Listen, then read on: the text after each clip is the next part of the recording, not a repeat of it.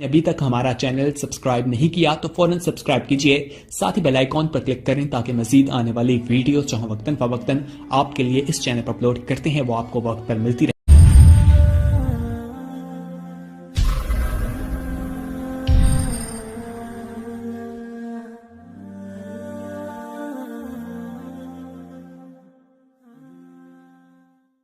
الحمدللہ رب العالمین والصلاة والسلام علی نبینا محمد الصادق الامین وعلی آلہ وصحبہ اجمعین ومن تبعہم بإحسان الی یوم الدین، اما بعد۔ بزرگان محترم، کل عرض کیا گیا تھا کہ زکوٰۃ اسلامی فریضہ بھی ہے اور اخلاقی وظیفہ بھی ہے، یعنی زکوٰۃ کے دو پہلو ہیں، ایک عبادت کا اور ایک خدمت خلق کا۔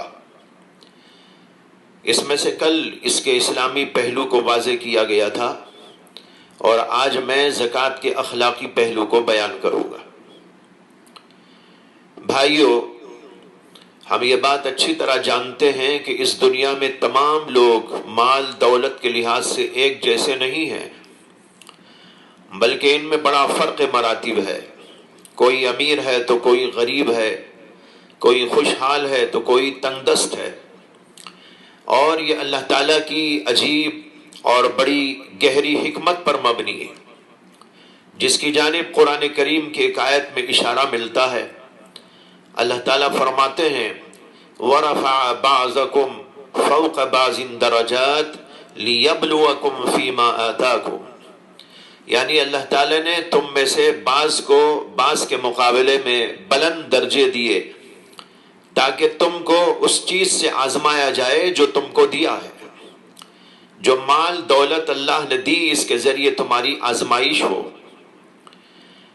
اگر تمام کے تمام لوگ مالدار اور کروڑ پتی ہو جاتے اور کوئی غریب نہ ہوتا تو دنیا کا یہ نظام چل نہیں سکتا تھا، کیونکہ کوئی کسی کا محتاج نہ ہوتا تو ایک دوسرے کے کام کون کرتے۔ اب ایسا ہے کہ ایک جانب مالدار کو اپنے کاموں کے لیے غریب کی ضرورت ہے، اسی لیے اگر غریب اسٹرائک کر دیں تو حکومت کو بھی ان کی ماننی پڑتی ہے، اور دوسری طرف غریب کو اپنے معاش کے لیے مالدار کی ضرورت ہے۔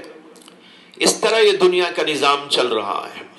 الغرض دنیا میں اللہ تبارک و تعالیٰ نے اپنی حکمت سے کسی کو امیر اور کسی کو غریب بنایا ہے۔ اگر ہم اسلامی نظام کا جائزہ لیں تو یہ بات واضح طور پر سامنے آتی ہے کہ اسلام یہ چاہتا ہے کہ مال و دولت انسانی حاجات اور ضروریات اور اس کے درپیش مسائل میں اس کا ساتھ دے۔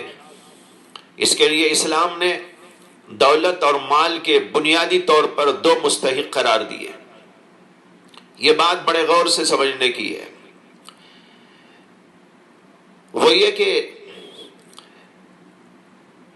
جو لوگ مال اور دولت کی پیداوار میں شریک ہوتے ہیں، جو اپنی محنت اور تجربے سے اس کو کماتے ہیں، جیسے کوئی تجارت کرتا ہے، کوئی صنعت و حرفت اور کوئی پیشہ اور اس کے ذریعے کمائی کرتا ہے، اور کوئی ملازمت اور سروس کرتا ہے اور اس کے ذریعے سے پیسہ کماتا ہے، یہ لوگ اپنی محنت کے ذریعے مال دولت کی پیداوار میں شریک ہوتے ہیں۔ لہذا اسلام ان کو مال دولت کا اولین مستحق قرار دیتا ہے۔ دوسرے وہ لوگ جو مال دولت کی پیداوار میں شریک نہیں ہیں، مگر پھر بھی اللہ تبارک و تعالیٰ نے ہمارے مالوں میں سے ان کو ایک حصے کا مستحق قرار دیا۔ کیوں؟ اس لیے کہ وہ یا تو ایسے لوگ ہیں جو اپنے اندر مال کمانے کی قابلیت اور صلاحیت ہی نہیں رکھتے، جیسے معذور اور مجبور لوگ، اندھے، لنگڑے، لولے، ہینڈی کیپ اور سخت قسم کے بیمار لوگ، یہ لوگ کما نہیں سکتے، ان کے اندر کمانے کی قابلیت موجود نہیں ہے۔ دوسرے وہ لوگ ہیں جو کمانے کی قابلیت تو رکھتے ہیں، ہٹے کٹے ہیں، صحت مند و تندرست ہیں، مگر ان کے لیے حالات ناسازگار ہیں اور ان کو کمائی کا کوئی ذریعہ نہیں مل رہا ہے، یا ان کی کمائی کے ذرائع بڑے محدود ہیں، جس کی وجہ سے وہ اپنی اور اپنے اہل و عیال کی ضروریات اور حاجتوں کو پورا کرنے کی طاقت نہیں رکھتے۔ محترم حضرات، یہاں ذرا ٹھہر کر سوچئے کہ ہمارے ہی معاشرے کے یہ لوگ جو یا تو مجبور اور معذور ہیں اور اس وجہ سے کما نہیں سکتے، یا کما تو سکتے ہیں مگر ان کے لیے کمائی کے ذرائع محدود ہیں یا بالکل نہیں ہے، ان کے ساتھ ہمارا کیا معاملہ ہونا چاہیے؟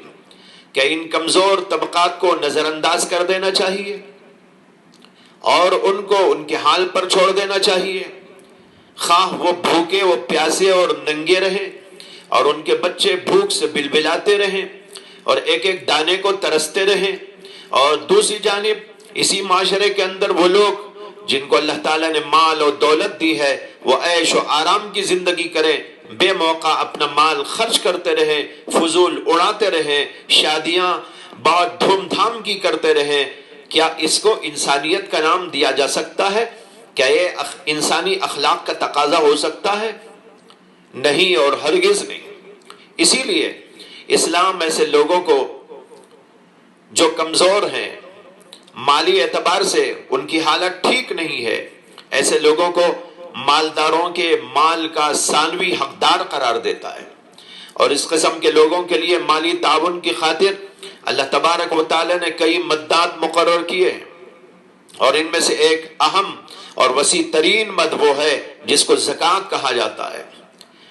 زکوٰۃ جس کا اولین مقصد یہ ہے کہ معاشرے سے ناداری اور افلاس اور فقر و فاقے کا خاتمہ ہو جائے، اور جو لوگ اپنے حالات سے مایوسی کا شکار ہیں اور اپنی ضروریات اور حاجات کے پورا کرنے سے معذور ہیں، وہ بھی اس قابل ہو جائیں کہ معاشرے کے اندر رہتے ہوئے سب کے ساتھ برابر کھائیں، پیئیں، پہنیں اور پڑھیں اور لکھیں، اور تمام کاموں میں اور اپنی زندگی کے معاملات میں آگے بڑھتے رہیں۔ یہ ہے وہ نظریہ جس کو اسلام پیش کرتا ہے، اور یہ ہے وہ زکوٰۃ جس کا ایک مقصد خدمت خلق ہے۔ محترم حضرات، قرآن اور حدیث میں زکوٰۃ کی اس پہلو کی طرف واضح اشارات ملتے ہیں۔ یہاں پر میں صرف قرآن کریم کی ایک آیت اور رسول اکرم صلی اللہ علیہ وسلم کی ایک حدیث اس سلسلے میں پیش کرتا ہوں۔ قرآن مجید کے اندر زکوٰۃ کن لوگوں کو دی جائے اس کا ذکر کرتے ہوئے اللہ تعالیٰ نے فرمایا ہے، انما الصدقات للفقراء والمساکین والعاملین علیہا والمؤلفۃ قلوبهم وفی الرقاب والغارمین وفی سبیل اللہ وابن السبیل۔ اس میں بتایا گیا ہے کہ زکوٰۃ دی جائے گی فقیروں کو، مسکینوں کو، زکوٰۃ وصول کرنے والوں کو، اور ان کو جن کی دلجوئی منظور ہے، اور زکوٰۃ خرچ کی جائے گی غلاموں کو آزاد کرانے میں اور قرض داروں کا قرضہ اتارنے میں اور اللہ تبارک و تعالیٰ کے راستے میں، اور اسی طریقے پر زکوٰۃ دی جائے گی مسافر کو۔ یہ ہے آیت کا خلاصہ۔ اس میں زکوٰۃ کے مستحق لوگوں کی ایک فہرست بیان کی گئی ہے، اور ان میں ایک بات سب میں مشترک موجود ہے، اور وہ ہے فقر و فاقہ، محتاجی اور ناداری، ضرورت اور حاجت۔ کسی نہ کسی طرح ان لوگوں کے اندر یہ بات پائی جاتی ہے، تو اس آیت میں اس طرف واضح اشارہ موجود ہے کہ زکوٰۃ کا مقصد جس طرح اللہ کی عبادت ہے، اس کا ایک پہلو یا اس کی ایک حکمت اور مصلحت ان حاجت مندوں، ضرورت مندوں کی خدمت ہے اور ان کی حاجتوں اور ضرورتوں کو پورا کرنا ہے۔ اب لیجئے حدیث پاک، ایک حدیث ہے جس کے اندر آتا ہے کہ نبی اکرم صلی اللہ علیہ وسلم نے حضرت معاذ بن جبل رضی اللہ تعالی عنہ کو ملک یمن حاکم بنا کر یا قاضی بنا کر بھیجا تھا، اور ان سے فرمایا تھا کہ وہاں کے لوگوں کو پہلے توحید اور رسالت کی دعوت دینا، پھر نماز کے بارے میں بتانا۔ جب وہ لوگ اس بات کو تسلیم کر لیں اور مان لیں، یعنی دین کو قبول کر لیں، تو ان کو یہ بتانا کہ اللہ تعالیٰ نے تم پر صدقہ فرض کیا ہے۔ کیسا صدقہ؟ اللہ کے نبی نے کہا تؤخذ من اغنیائکم وترد الی فقرائکم، ایسا صدقہ جو تمہارے مالداروں سے لیا جائے گا اور تمہارے فقراء اور غربا میں تقسیم کیا جائے گا. یہ الفاظ ہے تؤخذ من اغنیائکم وترد الی فقرائکم. اس سے اس جانب واضح اشارہ ملتا ہے کہ زکوٰۃ مالداروں سے وصول کرنے کے بعد فقراء اور مساکین کی خدمت اور حاجت مندوں ضرورت مندوں کی اعانت اور مدد میں خرچ کی جائے گی. حضرات صحابہ رضوان اللہ تعالی علیہ مجمعین کے اندر اسی جذبے کو پیدا کیا گیا تھا، بیدار کیا گیا تھا، اور اس کے لیے ان کی تربیت کی جاتی تھی کہ کوئی حاجت مند ضرورت مند ہو تو فوراً اس کی اعانت اور مدد کی جائے. حدیث کے اندر آتا ہے کہ ایک صحابی نے نبی اکرم صلی اللہ علیہ وسلم کے دور میں کچھ پھل خریدے اور اس میں ان کو نقصان ہو گیا، اور اس نقصان کی بنا پر ان کے اوپر بہت سا قرضہ چڑھ گیا. جب اللہ کے رسول علیہ السلام کو یہ بات معلوم ہوئی تو آپ نے صحابہ کرام سے فرمایا کہ ان صحابی کا قرضہ اتارنے اور ان کی پریشانی کو دور کرنے کے لیے ان کو زکوٰۃ دو. چنانچہ صحابہ کرام نے ان کے لیے صدقہ دیا، مگر ان کا قرضہ اتنا زیادہ تھا کہ وہ صدقہ ان صحابہ کے صدقہ کرنے کے باوجود قرض کے لیے کافی نہ ہوا. تو اللہ کے رسول علیہ السلام نے ان کے قرض خواہوں کو بلایا اور ان سے فرمایا کہ تم لوگ فی الحال جو موجود ہے اس کو لے لو. مسلم شریف میں اور ترمذی کے اندر یہ حدیث موجود ہے. اس حدیث میں غور کرنے سے اندازہ ہوتا ہے کہ صحابہ کرام کو اللہ کے نبی علیہ السلام اس بات کے لیے تیار فرما رہے ہیں کہ افلاس کا خاتمہ کرو، حاجت مندوں ضرورت مندوں کی حاجت اور ضرورت میں ان کی مدد کرو اور خدمت کرو، اور اس کے لیے سب سے زیادہ بڑا اور وسیع ذریعہ زکوٰۃ و صدقات ہے.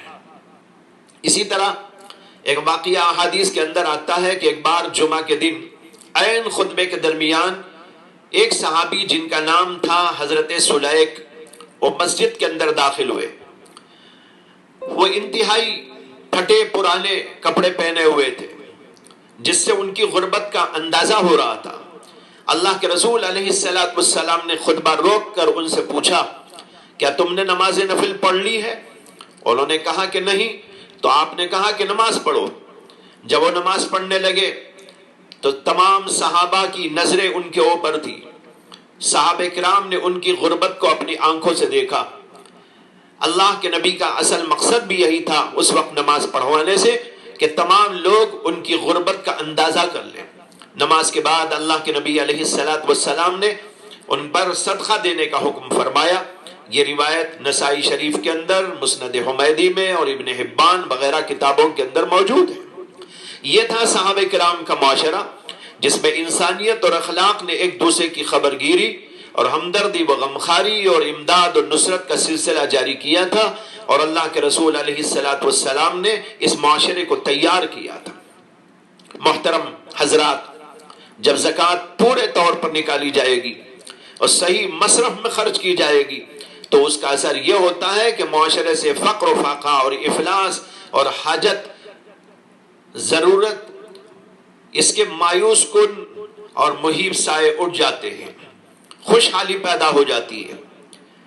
اور اللہ کے نبی علیہ السلام کے دور میں لوگوں کی جو زرعی پیداوار سے اور ان کے مویشیوں سے اور ان کے مالی تجارت کے اموال سے اور ان کے دیگر سونے و چاندی کے ذخائر سے جو اصول ہوتی تھی زکوٰۃ، اور پھر اس کو منظم طریقے سے تقسیم کیا جاتا تھا، اس کی وجہ سے وہاں حیرت انگیز انقلاب برپا ہو گیا اور فقر و فاقے کے خلاف یہ ایک منظم کارروائی تھی. روایتوں میں آتا ہے کہ حضرت عمر بن عبدالعزیز کے دور خلافت میں زکوٰۃ کے نظام نے وہ حیرت انگیز کارنامہ انجام دیا کہ دنیا حیران رہ گئی.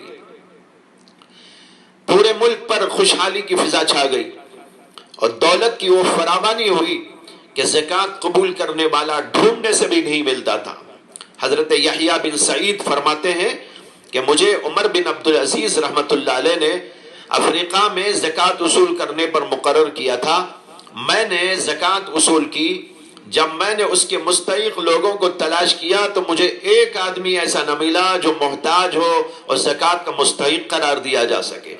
عمر بن عبدالعزیز رحمت اللہ علیہ نے سب کو غنی اور مالدار بنا دیا تھا۔ ایک اور قریشی کہتے ہیں کہ عمر بن عبدالعزیز رحمت اللہ علیہ کی مدت خلافت تو بہت مختصر ہے، اس کے باوجود اس میں حال یہ ہو گیا تھا کہ لوگ بڑی بڑی رقمیں زکوٰۃ کی لے کر آتے تھے کہ اس کو زکوٰۃ کے مستحقین میں تقسیم کر دیا جائے، لیکن اس کو مجبوراً واپس کرنا پڑتا تھا کہ کوئی آدمی زکوٰۃ لینے والا موجود نہیں ہے۔